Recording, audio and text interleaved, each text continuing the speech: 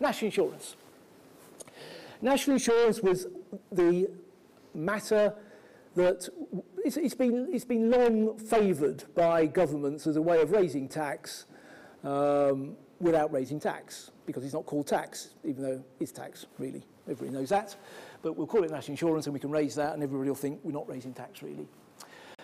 The Labour government had already announced these rates. This was partly in the budget 09 and then partly in the pre-budget report, because originally in budget 09 the rates were going to go at 0.5% a bit. It was going to be a two-stage increase. Then in the pre-budget report it was a one-stage increase. Those are the rates. A lot of hoo-ha has been made about the national insurance, not least by David Cameron, who latched on to employers' national insurance and said it's a jobs tax, which it is. It is a jobs tax. It is slightly odd that in his world, the job tax seems to be the last 1%. You can have 12.8% national insurance contributions, and that's not a jobs tax.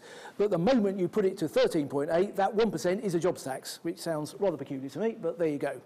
But they're the limits. They've all gone up by 1%, or will do from the 6th of April 2011. And what are they going to do? They're meddling with the thresholds, basically. So Cameron's way of heading off the jobs tax is not to stop the increase, but to up the threshold. So from the 6th of April 2011, and I assume payroll systems will cope with this admirably, but there will be different starting points for employers and employees' national insurance contributions. And employers, we are told, will be £21 a week higher than would otherwise be the case.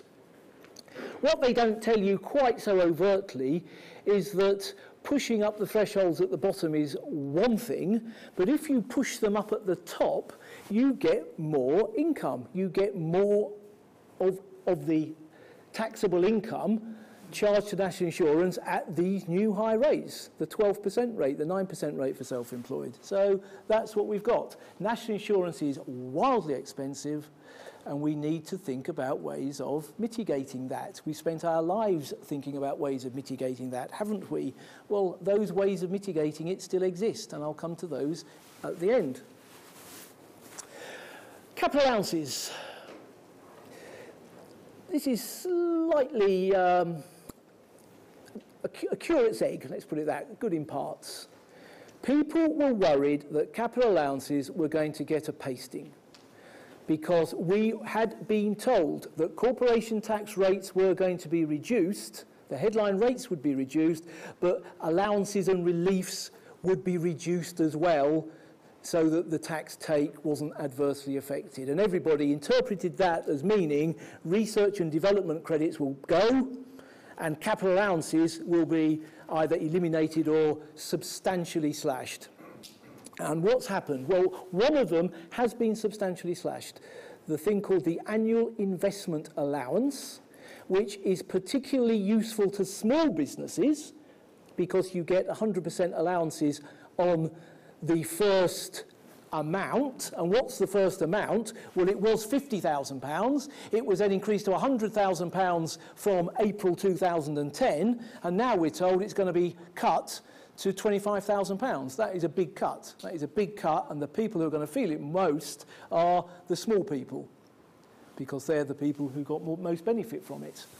What else has happened? Writing down allowances are going to be changed with effect from April 2012, again, but in a relatively modest way. Currently, the rates of writing down allowances are either 20% or 10%, depending on what sort of asset you've got, which pool they're in, and they're going to be cut to 18% and 8%, not a huge amount. And then we have funny rules. If you've got an accounting period that straddles April 2012, you have to have a hybrid rate. So you have to go to a funny website that tells you how to basically take two numbers, divide them both by 365, multiply them by a number that adds up to 365 and add them together again. But all very tricky, I suppose, for non-accountants, but other accountants, no problem at all. I don't know how many of our industrialists out there are going to rush to get zero-emission goods vehicles. That's electric to you and me. It's bit like a milk float, isn't it, really? The more I think about it, we can go back to having milk floats. But 100% first year allowances for that sort of thing. So I'm sure people will be out there doing their best. Right. Inheritance tax.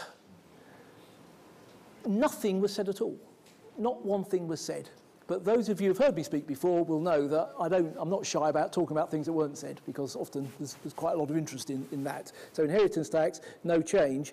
In one of the press releases, we were told that they are looking at bringing inheritance tax, particularly when inheritance tax is being avoided using trusts, and there's not many other ways of avoiding it, within something called the DOTAS rules. DOTAS, what's that, you shout? Disclosure of tax avoidance schemes. In other words, if you dream up a wacky scheme to avoid inheritance tax, you've got to tell the revenue about it. At the moment, inheritance tax, whilst it is a tax, it isn't a prescribed tax for the purpose of the regulations, and they're looking at ways to bring it in. But other than that, nothing. So inheritance tax, I've got some planning ideas, which I'll give you at the end. Very important, because it's an expensive tax and a very, very punitive tax in my view. It's taxing your savings after you've paid tax on them as you've gone along. Pensions. Now, pensions, where are we with pensions? We are in a very unhappy place, it has to be said. On the 22nd of April 2009, they introduced the rules about people not getting full tax relief on their pension contributions if they're high earners. And high earners for this purpose could be 150,000, could be 130,000. There's sort of funny little definitions that you've got to be aware of.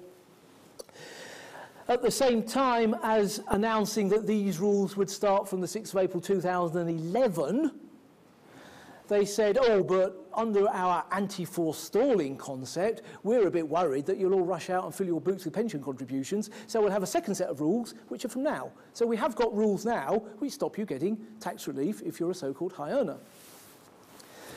What have we been told? Very little about that. There is an indication that they recognise that these rules are somewhat unworkable. They have said that changes that have been introduced by Finance Act 2010 will be abolished, which is sort of the rules that are kicking in from the 6th of April 2011. But we've already got rules which are very similar that exist from the 22nd of April 2009. So it doesn't mean, great, fantastic, let's go and pay huge pension contributions. Doesn't mean that at all. But what they are sort of indicating is that they will limit the amount you can put in. At the moment, there is something called the annual allowance. And the annual allowance is at some relatively high amount, £255,000. What is the point of having an annual allowance of £255,000 if you're earning more than 150,000 or 130 in certain circumstances, your tax relief is severely curtailed? Isn't there a better way of doing this? Well, of course there is. All sorts of better ways of doing it.